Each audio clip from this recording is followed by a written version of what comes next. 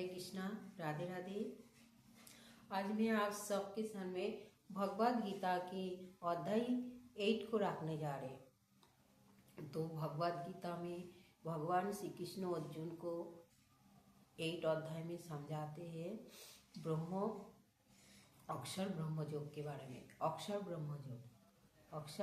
ब्रह्म योग के बारे में। तो इसमें हम देखते हैं अर्जुन भगवान श्री कृष्ण के मुंह से बहुत प्रेम से अध्यात्म क्या है, ईश्वर क्या है, योग क्या है, ये सब अच्छे से बड़ी प्रेम से भगवान के मुंह से समझा। तो लास्ट जब प्रभु को ये कह रहे, प्रभु अगर कोई इंसान मृत्यु शज्या में पड़ी होता है तो वो इंसान कैसे आपको याद कर सकते हैं, कैसे आपको शरण कर सकता है, वो कैसे आपको पा सकते हैं। तो प्रभु बहुत प्रेम से अर्जुन को समझाते हो, व्यक्ति अगर मृत्युकालीन वो व्यक्ति अगर मुझे शरण करते करते अपना प्राण को त्याग देगा ना तो मुझे प्राप्त होगा, मतलब मुझे ही पाएगा। अगर उस संसार में फंसे हुए व्यक्ति संसार में माया मोह में फंस के संसार के इंसान को याद करते करते अपना देह को त्याग देगा, प्राण को त्याग देगा, तो वो व्यक्ति इस संसार में दोबारा आना पड़ेगा। क्योंकि इस संसार में आना जाना तो लगी रहते हैं, तो दोनों रास्ता होता है इस संसार में आने जाने का, एक दक्षिणायन का और एक उत्तरायण का।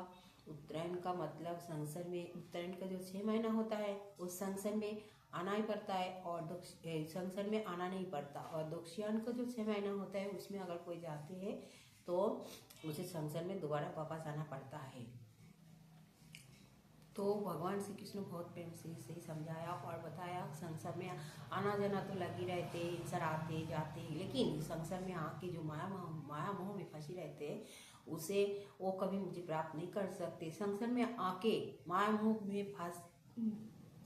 मोह से बचकर अगर को मेरे शरण में आते हैं तो व्यक्ति मुझे पा सकते हैं। मुझे ऐसे व्यक्ति को बहुत प्रेम करते हैं। तो भगवान श्री कृष्ण अर्जुन को बहुत प्रेम से समझाते हैं और कहते हैं, अर्जुन इस संसार में आना मतलब भोगना नहीं। इस संसार में आके आप संसार में रहते हुए कोई भी मानव अगर मुझे भक्ति करते हैं, मुझे पूजा करते हैं, मैं उस मानव को बहुत प्रेम करते हैं।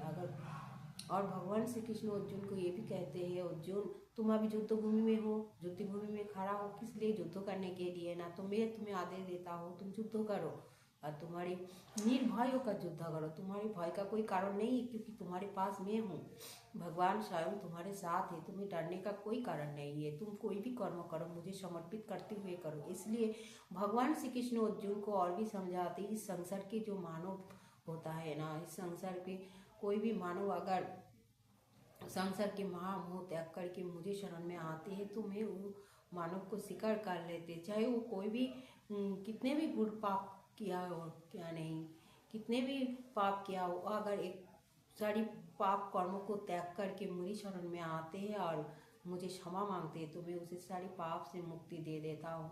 तो भगवान श्री कृष्ण का कहने का अर्जुन को यही समझाने का मतलब ये है, हम सारे मानव को भी समझाना है कि मानव को समझना है जो हम संसार में आके भगवान को नहीं भूलना, भगवान को भक्ति को नहीं भूलना, भगवान के हर एक बात को मानना है। जैसे हम लोग कोई परेशानी में पड़ जाते हैं तो हम एक दूसरे से मदद मांगते हैं, हेल्प मांगते हैं, बोलते हैं ये काम हम कैसे निकालें, ये काम को हम कैसे करें।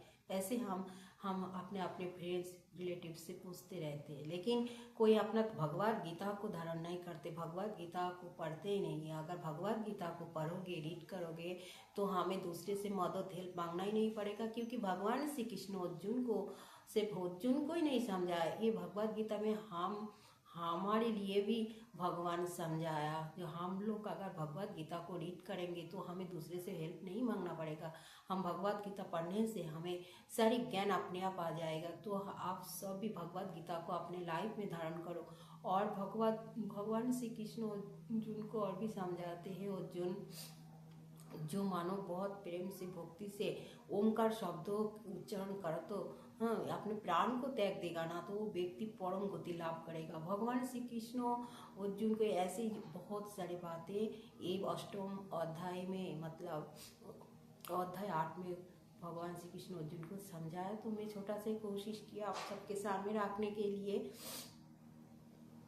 तो हम सबको भगवान श्री कृष्ण की सेवा में निज हम लोगों को नियोजित तो करना है। हमारे मन प्राण तन को भगवान के श्री चरण में समर्पित करना है। जैसे भगवान ने हमें इंद्रिया दिया है, इंद्रिया ऐसे बेकार जाने के लिए नहीं दिया। जैसे आँख को किस लिए दिया? भगवान को दर्शन करने के लिए, भगवान की सुंदर मूर्ति सूरत को दर्शन करने के लिए दिया है ना आँख।